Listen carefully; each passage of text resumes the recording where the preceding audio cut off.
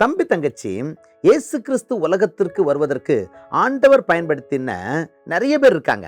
அதுல முக்கியமான ஒரு சக்கரவர்த்தியை பற்றி தான் இன்னைக்கு நீ படிக்க போற. பாத்துக்க, யார் தெரியுமா? அது அகஸ்து ராயன். ஆமா, ஆண்டவர் தன்னுடைய குமாரனாகிய இயேசு கிறிஸ்துவ உலகத்திற்கு அனுப்புறதற்கு பயன்படுத்தப்பட்ட சக்கரவர்த்தி இவர். என்ன தெரியுமா?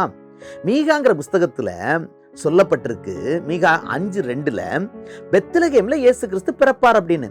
ஆனா யோசேப்பு மரியாளும் அவங்க இருந்த ஊர் எங்க தெரியுமா? நாசரேத்தூர். நம்ம மேப்ல மேல கலிலேயாவில் உள்ள நாசரேத்தூர் இங்கதான் இருந்திருப்பாங்க.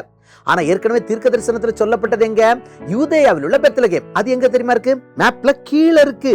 நாசரேத்தூர்ல இருக்கக்கூடியதான நம்ம யோசேப்பையும் மரியாளையும் தீர்க்க தரிசனத்துல சொல்லப்பட்ட வார்த்தையின்படி பெத்லகேமுக்கு ஆண்டவர் கொண்டு வருவதற்கு பயன்படுத்தப்பட்ட சக்கரவர்த்தி தான் நம்ம அகஸ்து ராயன். அது லூக்காண்டு புஸ்தகம் 2வது அதிகாரம் 1வது வசனத்தில் இருக்கு. அந்நாட்களில் உலகமெங்கும் குடிமதிப்பு எழுதப்பட வேண்டும் என்று அகஸ்து ராயனால் கட்டளை பிறந்தது. ஆண்டவருடைய திட்டம் நிறைவேறதற்கு இவர் ஒரு கட்டளை போடுறாரு. என்ன? சென்சஸ் எடுக்கணும்னு, குடிமதிப்பு எழுதணும்னு. அதனால நாசரேத்தூர்ல இருந்து தானே நம்ம யோசேப்பு மரியாளும் பெத்லகேம்ங்கிறதான ஊருக்கு வர்றதுக்கு ஆண்டவர் பயன்படுத்தினார்.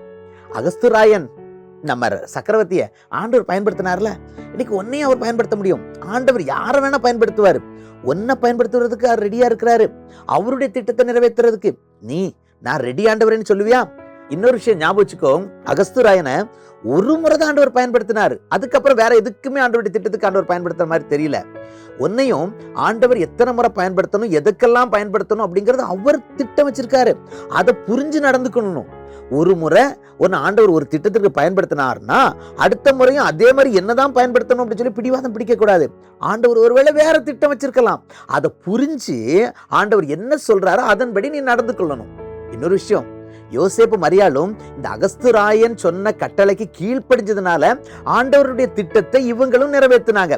ஒருவேளை கலிலேயா நாசரேத்தூர்ல இருந்ததான இந்த யோசேப்பு மரியாளும் ஆண்டவருடைய திட்டத்தை நிறைவேற்றுறதுக்கு அகஸ்து ராயனுடைய வார்த்தைக்கு கீழ்ப்படியாம இருந்திருந்தாங்க, என்ன இருக்கும்? மறந்துடாத, உனக்கும் பொறுப்பாளரா உலகத்துல ஆண்டவர் நிறைய பேர் வச்சிருக்காரு. டீச்சர், அப்பா அம்மா, பாஸ்டர், இவங்களுக்கெல்லாம் நீ கீழ்ப்படியணும். அவங்களுக்கு கீழ்ப்படிறது மூலமா ஆண்டவருடைய திட்டத்தை நீ நிறைவேற்றலாம். இந்த கிறிஸ்துமஸ்லயும் உன்னை அர்ப்பணிப்பாயா? May God bless you. Hi தம்பி தங்கச்சி, இன்னைக்கு கூட அண்ணா சொன்ன குட் நியூஸை சூப்பராக லிசன் பண்ணீங்கள. சரி, இன்னைக்கு வீடியோவில் ஒரு திங் ஷோ ஆச்சு. அது என்னன்னு அக்காவுக்கு தெரியும். சரி, அது என்னன்னு உங்களுக்கு கூட தெரியும்னு அக்கா நம்புகிறேன். உங்களோட ஆன்சரை மறக்காமல் கீழே தெரிகிற இந்த வாட்ஸ்அப் நம்பருக்கு அனுப்பிடுங்க. உங்கள் ஃப்ரெண்ட்ஸ்க்கும் ஷேர் பண்ண மறந்துடாதீங்க.